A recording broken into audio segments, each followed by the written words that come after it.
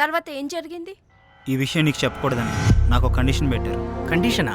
ఏంట్రా అది?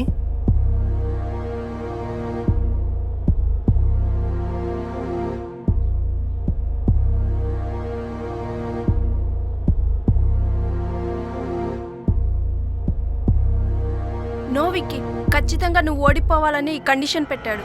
అవునరా, నాకెందుకు భయంగా ఉందిరా. మీ నాన్న కళలో కనపడిన భయం చూస్తే నువ్వు నన్ను చాలా సీరియస్గా లవ్ చేస్తున్నావు అని అర్థమైంది. ఇప్పటికే నేను చాలా మిస్ అయ్యాను. I love you Aishwarya. నా కాన్ఫిడెన్స్ నువ్వే, నా గోల్ నువ్వే. నువ్వు నా పక్కనుంటే సక్సెస్ నాకు సెల్యూట్ చేస్తుంది. ఈ మిడిల్ క్లాస్ వాడు ప్రేమించడమే కాదు, నా ప్రేమను గెలిపించగల సత్తా ఉందని నిరూపిస్తా. డెఫినెట్గా నువ్వు గెలుస్తావు విక్కీ, ఆ నమ్మకం నాకుంది. Best of luck. మీ ప్రేమను గెలిపించడం కోసం మేము దేనికైనా రెడీరా. All the best.